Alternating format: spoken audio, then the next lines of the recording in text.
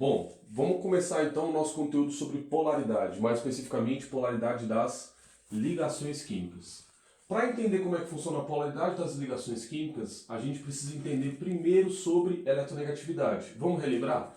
Eletronegatividade seria a força que um átomo tem de atrair os elétrons de uma ligação química. Ou seja, quanto mais eletronegativo um átomo é, necessariamente mais forte ele é, mais forte é a atração pelos elétrons do outro átomo. Perfeito?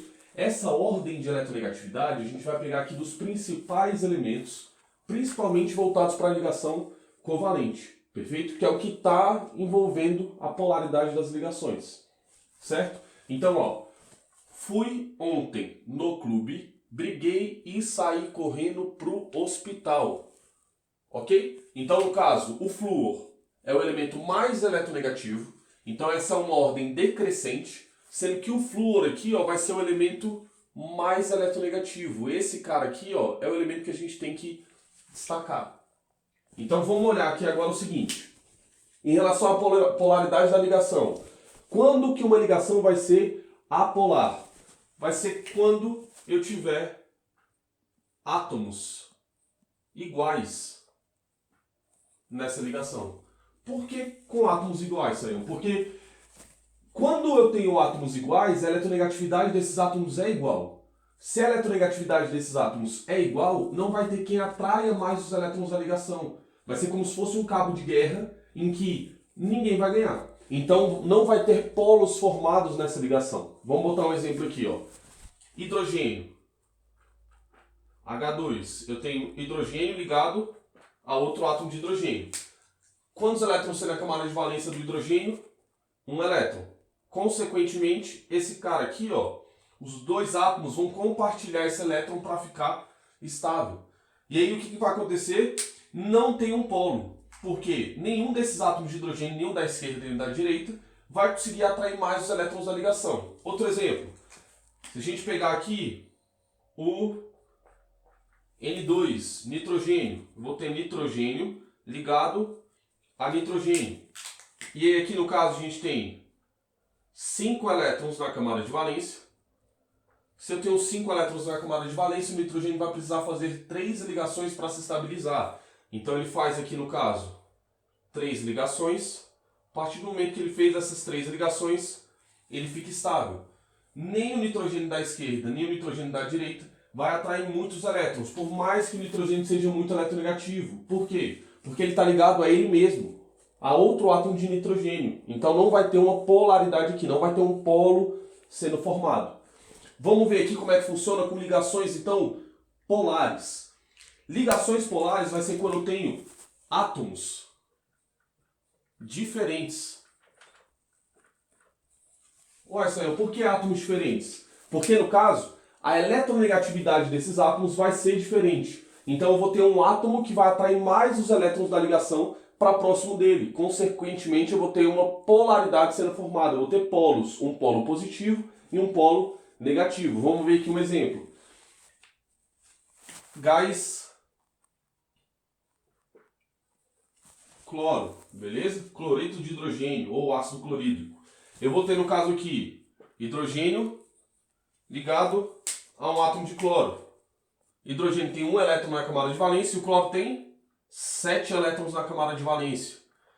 O cloro precisa fazer uma ligação, o hidrogênio também precisa fazer uma ligação. Só que repara, cloro e hidrogênio. Cloro e hidrogênio. Quem é o mais eletronegativo? No caso, o átomo de cloro.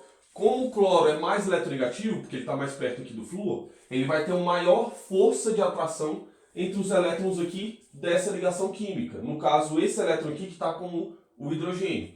Consequentemente, eu vou ter a formação de um vetor momento dipolar. O que é esse vetor momento dipolar? É o vetor que representa qual átomo é o mais eletronegativo. No caso, o cloro é mais eletronegativo, então os elétrons são empurrados, no caso, são puxados pelo cloro e estão próximos do cloro. Esse vetor momento dipolar é representado pela letra Mi, letra grega Mi. Perfeito? Então, no caso aqui, eu vou ter uma polaridade negativa da ligação para cima do cloro e uma polaridade positiva para cima do hidrogênio. Lembrando que eles continuam compartilhando esses dois elétrons. A diferença aqui é que o cloro, no caso, ele vai ter esses elétrons mais próximos dele, consequentemente vai ter uma densidade negativa para cima do cloro. E no caso do hidrogênio vai ter uma densidade positiva. Perfeito? Vamos botar um outro exemplo aqui. Se a gente tem aqui o CO2, gás carbônico. O CO2, eu vou ter o carbono aqui como átomo central, oxigênio de um lado, oxigênio do outro. O oxigênio, no caso, tem quantos elétrons na camada de valência? 6 elétrons, isso mesmo. Como o oxigênio tem 6 elétrons na camada de valência, ele precisa fazer 2 ligações cada átomo de oxigênio. O carbono, no caso, tem 4 elétrons na camada de valência. Ele vai fazer, então, uma ligação dupla com o oxigênio da esquerda, uma ligação dupla com o oxigênio da direita. E aí o que vai acontecer? O oxigênio vai puxar os elétrons para cima dele. Por quê? Entre oxigênio e carbono, quem é o mais eletronegativo? O oxigênio. Então o oxigênio puxa a densidade para cima dele, esse oxigênio também vai puxar a densidade para cima dele. Então eu vou ter um vetor momento dipolar para cima desse oxigênio, um vetor momento dipolar para cima desse outro oxigênio. Ok? Porque no caso eles são muito eletronegativos. Pensando em termos da polaridade da molécula, que é o que a gente vai ver na próxima aula, a gente tem que ver como é que vai ficar organizado esses vetores, ok? Mas é um assunto para a próxima aula. Vamos ver aqui, então, outras moléculas maiores, tá? Se eu tiver, por exemplo, H2O2, peróxido de hidrogênio, eu vou ter o quê? Hidrogênio, oxigênio, oxigênio e hidrogênio. O que acontece aqui? Eu tenho o hidrogênio com um elétron, oxigênio com 6 elétrons na camada de valência. Oxigênio com 6 elétrons na camada de valência, hidrogênio com um elétron. O átomo de hidrogênio precisa fazer uma ligação, então compartilha um elétron aqui com o oxigênio, e o oxigênio precisa fazer 2 ligações. Como ele já está fazendo uma ligação com o hidrogênio, ele vai fazer a outra ligação com o átomo de oxigênio na molécula. Consequentemente, olhando aqui para essa situação, o que a gente tem? Aqui o hidrogênio, ele vai doar densidade eletrônica para o oxigênio, porque no caso vai ter o oxigênio e o hidrogênio. O oxigênio é mais eletronegativo, então puxa a densidade para cima dele. O oxigênio puxa a densidade para cima dele. Só que entre oxigênios, tem algum que é mais eletronegativo? Não. Consequentemente, o que eu vou ter? Eu vou ter essa ligação aqui, uma ligação polar.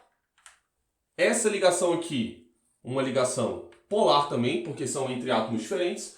No caso aqui do oxigênio com oxigênio, eu vou ter uma ligação do tipo apolar. Então perceba, em uma molécula, eu não preciso ter apenas um tipo de polaridade de ligação. Eu posso ter mais de um tipo de polaridade de ligação. Ok?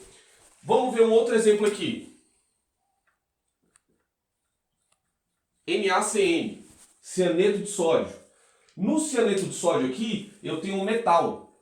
Esse metal aqui, quando ele se liga a um metal, a tendência que ele tem é de doar elétrons. Perfeito? Porque ele é um elemento pouco eletronegativo. Repare, ele nem está aparecendo aqui nessa ordem de eletronegatividade, ele está aqui depois. Então, no caso, os metais, como tem tendência a doar elétrons, ele vai doar elétron para um desses dois elementos. Vamos entender como é que funciona. Vamos colocar aqui o sódio, carbono e nitrogênio. O sódio tem um elétron na camada de valência, o carbono possui 4 elétrons e o nitrogênio possui, no caso, 5 elétrons na camada de valência. Carbono vai fazer uma ligação tripla com o nitrogênio. Na hora que o carbono faz uma ligação tripla com o nitrogênio, estabilizou o nitrogênio. Ok, o nitrogênio está estável. Mas o carbono aqui, no caso, ele está só com 1, 2, 3, 4, 5, 6, 7 elétrons na camada de valência. Ele precisa de mais um. Esse elétron vai vir de quem? Do sódio. O sódio, então, vai doar esse elétron para o carbono. Consequentemente, eu vou ter nessa transferência a seguinte situação. Ó. Esse elétron vindo aqui para cima do carbono. O carbono vai ficar com a carga negativa para cima dele. E no caso aqui, o sódio vai ficar com uma carga positiva. Porque ele perdeu elétron. Olhando aqui para essa situação dessa ligação, o que a gente vai ter agora? A gente vai ter aqui essa ligação aqui, ó, sódio com esse ânion aqui, tá? Que é o cianeto, vai ser então, no caso, uma ligação do tipo iônica, porque teve transferência de elétrons, tá? Ligação iônica é caracterizada por transferência de elétrons e que eu formo um cara de carga positiva, que seria no caso o cátion, e um cara de carga negativa, que seria no caso o ânion. E repare, nesse ânion aqui, a ligação presente é uma ligação o quê? Uma ligação polar. Por quê? É feita entre átomos diferentes. Entre carbono e nitrogênio, carbono e nitrogênio. Carbono e nitrogênio, o nitrogênio está mais próximo do flúor, então ele é mais eletronegativo. Consequentemente, vai ter um vetor momento dipolar para cima do nitrogênio aqui. Perfeito? Galera, então, resumindo, o que a gente precisa saber? Polaridade da ligação, se eu tiver átomos iguais, ou seja, a diferença de eletronegatividade aqui, ó, vai ser zero, porque não tem átomos diferentes, então não vai ter diferentes eletronegatividades, a ligação vai ser apolar. No caso da polaridade de uma ligação em que são átomos diferentes, a diferença de eletronegatividade vai ser diferente de zero, vai ser um valor maior que zero. Consequentemente, essa ligação vai ser polar. Perfeito?